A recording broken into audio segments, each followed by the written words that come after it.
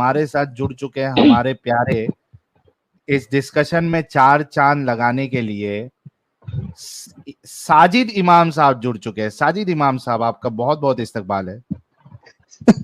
بہت بہت شکریہ یار. آپ ایسا انٹروڈکشن دیں گے تو پھر تو اپنی عزت کا کباڑا ہو جائے گا. میں کہہ رہا تھا کیا ساحل صاحب آپ کو پتا ہے کہ جب مرد اپنی بیوی کے پاس جائے اور ٹھوکا ٹھاکی کرے اور اس کا منی شریف نکل جائے اسپرم وغیرہ, تب بھی ایک دعا پڑھنی رہتی ہے. نکلنے کے بعد یا نکلنے سے پہلے؟ نہیں, نکلنے کے پہلے بھی پڑھنی رہتی ہے, ٹھوکتے وقت بھی, اور جب دلہن کو لے کر آئے اس کا بال پکڑ کے دعا کرنا ہے, پھر اس کے ہاں بعد وہ ٹانگ اٹھائے پھر دعا پڑھے, منی نکل نہیں جائے پھر دعا پڑھے. بھائی, ٹانگ اٹھانے کے بعد کی دعا جو ہے وہ مجھے بھی نہیں معلوم ہے بھائی. پہلے والی دعا معلوم ہے. اچھا تو ارے باپ رے بھائی, بہت ڈیٹیل میں بتا رہے ہیں آپ کو. تو یہ کہاں سے لے کے آیا بھائی؟ یہ دیکھو ہے کچھ یار. تو بھی نیا لے کے آیا ہے ساجد. ہاں, یہ مسنون دعائیں ہیں, بڑی مشہور ہے, سنیوں میں کافی مشہور ہے, اور اس میں ابو داؤد کی حدیث زیادہ رہتی ہے. ہاں دیکھو اس میں طریقے کی, اگر آئینہ دیکھنا ہے تو اس کی دعا, اگر ہاں, پھنسی پھوڑا نکل یعنی وہ گیا اس کو دائنے. ٹانگ اٹھانے والی دعا کون سی ہے تاکہ اگلے بار ہاں, جو ہے اس پہ عمل کیا جائے اور سارے مومن بھی عمل کریں گے؟ وہ ٹانگ اٹھانے ارے والی دعا, ایسا نہیں لکھنا اٹھانے کے رہے گا بعد نا کہ والی ٹانگ دعا. اٹھانے کی دعا, یہ لکھا رہے گا کہ مطلب کرنے کی دعا. اچھا, اب دلہا دلہن کو لیکن مبارکباد لیڈی دیں گے. بیٹھی ہو تو ایسی بات نہیں کرنا چاہیے نا انہوں نے. کون اچھا, بولا کوئی رے بھائی؟ لیڈیز ہے کیا؟ ہاں بولو. اچھا, جب دلہا دلہن کی شادی ہو جائے تو ایک دعا پڑھنی ہے. اب بستر پہ جائے ٹھوکا ٹھاکی کرنے کے لیے بیوی سے ہم بستری کی دعا. تو لکھا ہے جب ہم بستری کا ارادہ کرے, ٹھوکنے کا ارادہ کرے, تو یہ دعا پڑھے. اس دعا کو پڑھ لینے کے بعد اس وقت کی ٹھوکا ٹھاکی سے جو اولاد پیدا ہوگی, شیطان اسے کبھی نقصان نہیں پہنچائے گا. کیا دعا ہے؟ بسم اللہ اللہم جنبنا جنب, الشیطان و جنب ہاں الشیطان ما رزقنا. ہاں, بخاری یہ مسلم مین دونوں میں دعا ہے. ہے. یہ ہاں, یہ والی مین دعا دعا جو ہے یہ ہر ہم بستری کے پہلے والی دعا ہے. اندر سامان مبارک ڈالنے سے پہلے یہ دعا پڑھنا ہے. ہاں, اور پھر اس کے بعد آپ کو آ جائیں گے نقش سلیمانی میں, تو اگر سامان اندر رہے, جب اندر گھسا رہے, تو ہاں اس وقت ایک دعا پڑھ لی ہے. نقش سلیمانی بھی دکھاتا ہوں, لیکن اس کے بعد ڈائریکٹ اس میں یہ لکھ گیا ہے کہ جب آپ کا اسپرم میں گر جائے, منی نکل جائے, تب کیا پڑھ لیا, لکھا ہے. کدھر, یہ مسنون اندر دعائیں یا باہر یا 71. منہ پہ, کدھر؟ دیکھو جہاں بھی گرا سکیں, اگر مسلمانوں کا گرتا بڑا تیز ہے نا, وہ سوچتے ہیں تو گر جاتا ہے, ڈالنے میں تو 4-5 بار گر جاتا ہے, ایک بوند زندگی کی گر رہتی ہے. اوکے, جب یہ منی جب نکلے, منی نکلے تو ہاں دل نکلے, میں یہ ہاں پڑھیں تو آپ. کیا ہے؟ اللہم لا تجعل للشیطان فیما رزقتنی نصیبا. نصیبہ, ہاں. اے اللہ, جو اولاد تو مجھے عطا فرمائے, اس میں شیطان کا کوئی حصہ عمل دخل نہ رکھیو. مطلب اگر یہ بندہ یہ نہیں پڑھے گا تو شیطان بھی ڈال دیتا ہے کیا لوڑا اپنا. عجیب چوتیا پا یار. بھائی تھوڑا آرام سے. ہاں وہی مطلب, چلو مطلب ٹھیک ہے, مطلب شیطان بھی اس میں شریک ہو جاتا ہے, ان کا کہنے کا مطلب.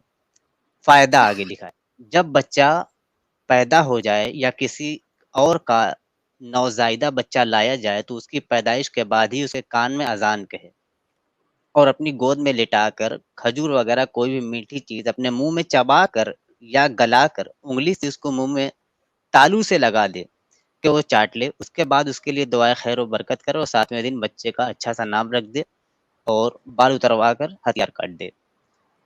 ایک ایک چیز کی دعا اس میں لکھی ہے پے در پہ. بچہ جب بولنا شروع کرے تو کیا کون سی دعا پڑھنا ہے, چاند کی طرف جب انسان دیکھے تو کیا پڑھنا ہے, نیا چاند دیکھے تو کیا کون سی دعا پڑھنی ہے, کسی کو رخصت کرنا ہے تو کیا اچھا, لیکن ساجد پڑھنا میرا ہے. ایک سوال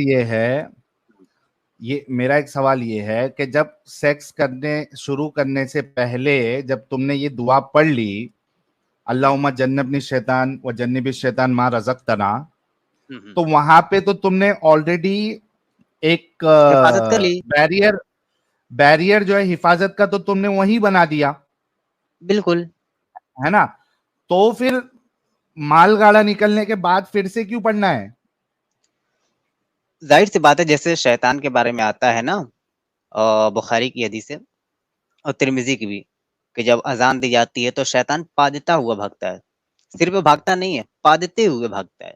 اور جیسے ہی اذان ختم ہوتی ہے تو واپس دوڑا دوڑا آتا ہے اور آ کر کے جو نماز پڑھتے رہتے ہیں ان کی آنڈ کھجلاتے نہیں لگتا ہے، اور مطلب پچھواڑا ان کا دبانے لگتا ہے، گدگداتا ہے، جس سے وہ خلل پیدا ہوتا ہے اور انسان رکعت بھول جاتا ہے کہ میں نے کتنی رکعت پڑھی اور کون سی آیت میں پڑھ رہا تھا. پھر اسے سجدہ سہو کرنا رہتا ہے. تو میں دیکھ رہا تھا ایک حدیث میں کہ جس میں نبی خود نماز بھول گئے تھے.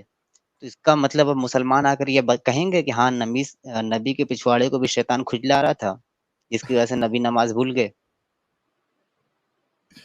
یار یہ کہاں اچھا، آپ سے کو پتا اٹھا ہے کے کیا کہ بچھو اگر کاٹ لے تو علاج کیا دیا گیا ہے کہ جس کو بچھو کاٹ لے اس کے چاروں طرف گھوم کر کے ایک دعا پڑھو، صحیح ہو جائے گا وہ بندہ.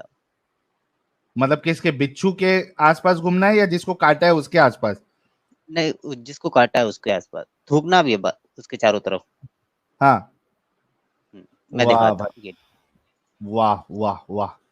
صحیح البخاری 5749 آپ کے ہاں سامنے ہے نا اسکرین پہ. ہاں ہے، پڑھو. ہاں، زبردست.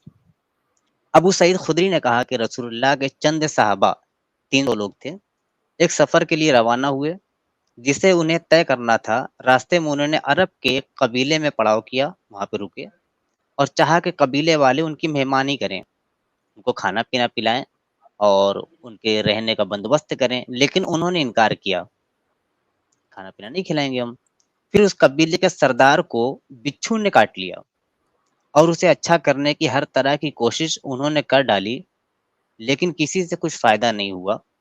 آخر انہی میں سے کسی نے کہا کہ یہ لوگ جنہوں نے تمہارے قبیلے میں پڑاؤ کر رکھا ہے، یعنی مسلمان جو آئے ہیں، ان کے پاس بھی چلو، شاید کہ ان میں سے کسی کے پاس کوئی منتر ہو.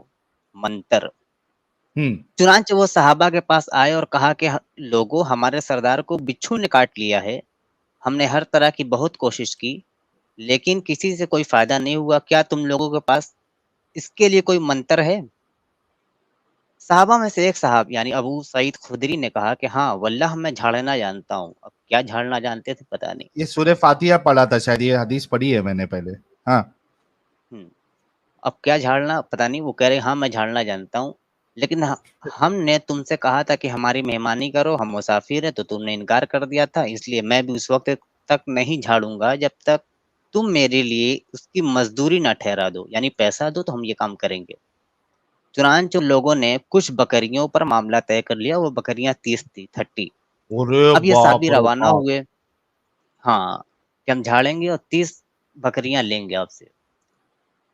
انہوں نے اقرار کر لیا کہ ٹھیک ہے سردار صاحب ہیں، یہ مرمرانا جائیں، جھاڑ دو. یہ زمین پر تھوکتے جاتے، لکھا ہے یہ زمین پر تھوکتے جاتے اور الحمدللہ رب العالمین سورہ فاتحہ پڑھتے جاتے.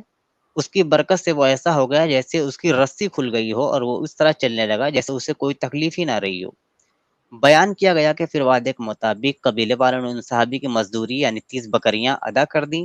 بعض لوگوں نے کہا کہ ان کو تقسیم کر لو، لیکن جنہوں نے جھاڑا تھا انہوں نے کہا کہ ابھی نہیں، پہلے ہم رسول اللہ کی خدمت میں حاضر ہوں، پوری صورتحال آپ کے سامنے بیان کر دیں گے، پھر دیکھیں گے کہ نبی ہمیں کیا حکم فرماتے ہیں.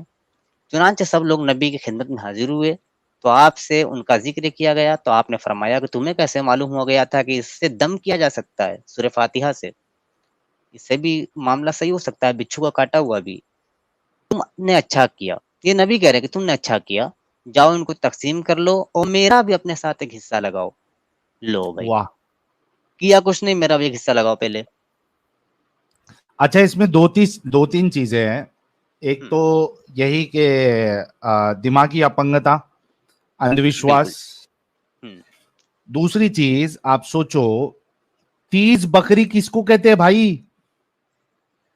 یعنی اگر کسی کو بچھو کاٹ لے اور وہ ڈاکٹر کے پاس جائے اور وہ اس سے کم 3-4 لاکھ روپیہ مانگے بچھو کے کاٹنے کا علاج کرنے کے لیے، آپ ایسے ڈاکٹر کو کیا بولو گے؟ آپ بولو گے نا کہ یہ مجبوری کا فائدہ اٹھا رہا ہے ڈاکٹر. بالکل. پہلے اس کا مجبوری علاج کا کرے گا نا فائدہ یار, وہ اٹھا صحیح ہو رہا جائے, ہے, یہی انسانیت ہے یہی کہاں. کہے گا نا. ہاں ساجد, بالکل, وہ انسانیت پھر کہاں رہے گی, وہ تو پیسے کے لیے, آپ ہر کام پیسے کے لیے کر رہے ہیں, ارے ہر بھائی ایک کام. اور پیسے کے اس لیے میں تو بھی, نبی کا دینا بھی 1 روپیہ نہیں, اور انہوں نے کہا کہ میرا بھی حصہ لگا دو. بھائی پیسے کے لیے بھی ٹھیک ہے, جتنا آپ یہ کیا کہتے ہیں اس بیمار اس علاج کا جتنا پیسہ ہے اتنا لو نا. ہوں, آپ بولتے 2 ٹائم کا کھانا کھلا دو ہم کو, ایک بکری, حالانکہ ایک بکری بھی زیادہ ہوتی ہے, ایک بکری زیادہ لیتے, ہوتی ہے بالکل. 30 بکری, وہ بھی کیا کیا, سب جگہ پہ تھوکا اور سورہ صرف فاتحہ پڑھ فاتحہ دیا, پڑھا. اور اس سے بچھو کا کاٹنا صحیح ہو گیا. اسی وجہ سے اچھا, میں آج ہمیشہ کل بھی. کہتا ہوں, بولے آپ. میں اپنی ایک بات رکھ لیتا ہوں ساجد, پھر آپ کہنا. اسی وجہ سے میں ہمیشہ کہتا ہوں کہ یہ لوگ تم لوگوں کو آج تک جو تانا دیتے تھے نا باقی سبھی لوگوں کو کہ یہ ہندو لوگ اندھ وشواسی, یہ لوگ اندھ وشواسی, یہ فلانا اندھ وشواسی, یہ جو تانا مارتے تھے نا یہ لوگ, اب اگر کوئی تمہارے پاس آئے نا, یہ حوالے سب نوٹ ڈاؤن کر کے رکھو اور ان کے منہ پہ مارو اور ان کو بولو کہ دنیا میں نمبر 1 پوزیشن پہ اگر کوئی اندھ وشواسی سپر اسٹیشن پہ بلیو کرنے والا اگر دنیا میں فرسٹ نمبر پہ اگر کوئی ہے تو وہ مومن حضرات ہے. یہ حوالے ان کے منہ پہ مارو. ان سے بڑے اندھ وشواسی سپرسٹیشن کو ماننے والے دنیا میں کوئی نہیں ہوگا. اور یہ لوگ دوسروں کو تانا دیتے, ان کے ریلیجن کے اندر لاجک نام کی کوئی جگہ نہیں. ابھی ایک آ کے انجینئر کا ٹٹا بول کے گیا نا کہ عقل کا دخل نہیں ہے اسلام میں. یہ ایک ایسا ریلیجن ہے جو بالکل اللاجیکل, نان سینسیکل, ارریشنل, اندھ وشواس سے بھرا ہوا, سپرسٹیشن سے بھرا ہوا یہ ریلیجن ہے.